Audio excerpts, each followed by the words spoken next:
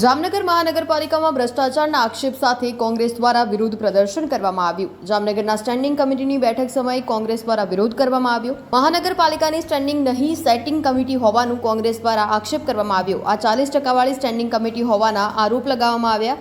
સાથે રંગમતી નદી ઊંડી કરવાના કામમાં પણ ભ્રષ્ટાચાર થયો હોવાનો આક્ષેપ કરવામાં આવ્યો। કચરાના કામમાં પણ ભ્રષ્ટાચાર થયો હોવાનો આક્ષેપ। શહેર કોંગ્રેસ પ્રમુખ અને વિપક્ષ નેતા સહિતના સભ્યો વિરોધમાં જોડાયા હતા। 15 દિવસે મળનારી આજે સ્ટેન્ડિંગ કમિટી નહીં પણ સેટિંગ કમિટી છે। સેટિંગ કમિટીના ચેરમેન સાહેબ હોય, મેયર સાહેબ હોય, ભાજપના પદાધિકારીઓ હોય, જામનગરના જે મુદ્દાના પ્રશ્ન છે એ જનતાના કામ કરવાના પ્રશ્ન હોય, ક્યાંય પણ ભાજપ જનતાના પ્રશ્ને ક્યાંય એક્ટિવ નથી, ક્યાંય કામગીરી થતી નથી। અને જે કામગીરી થાય છે માત્ર ને માત્ર કોન્ટ્રાક્ટરોને ક્યાંક ને ક્યાંક ફાયદો કરાવવાની વાત હોય છે। પાટલાબાઈને 40%નું જે સેટિંગ આ લોકોનું હાલે છે, તમે જોવો છો। હમણાં જ અમે ગઈ કમિટીમાં પણ અમે આ જ વાત લઈને આવ્યા હતા। ત્યાર પછી ચેરમેનને આવેદનપત્ર પણ દેવા ગયા હતા। ચેરમેન સાહેબ સમય પણ નથી આપતા।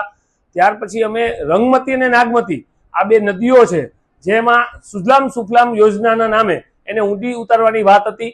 સંસ્થાઓએ પૈસા આપ્યા છે છતાં પણ ચેરમેને તેની ચેર ઉપરથી ઠરાવ કરીને 8.5 કરોડ રૂપિયા જેવું જે ઠરાવ પાસ કરીને આ બિલો બનાવ્યા છે એ પૈસા ક્યાં ગયા છે વાત એ છે। આમાં બધાના કાળા હાથ થયા છે। અમે 2 દિવસ પહેલા જ ઠેબા ચોકડી પાસે એક કચરાના ડમ્પિંગ પોઈન્ટની મુલાકાત લેવા ગયા। અમે અહીંયા જોયું તો પશુઓના હાડકા પણ પડ્યા છે ને મસ્ત મોટા કોથળા ભરીને કોઈ ખાનગી કંપનીઓ બહારથી આ કચરા અહીંયા નાખી જાય છે।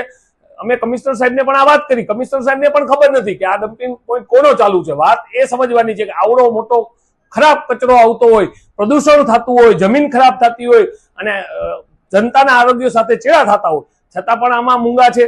કચરામાં પણ કાળા હાથ કર્યા છે, રંગમતીમાં પણ કાળા હાથ કર્યા છે, રોડ રસ્તામાં પણ કાળા હાથ કરે છે। ભ્રષ્ટાચાર સિવાય આ લોકો કાંઈ કરતા નથી। કોન્ટ્રાક્ટરને ફાયદો થાય ને કોન્ટ્રાક્ટર પાસેથી કેમ 40% લેવા એ આ લોકોનું કામ છે। આનો અમે સખ્ત વિરોધ કરીએ છીએ ને આ લોકોને જનતા સામે આવતા દિવસોમાં ખુલ્લા કરશે।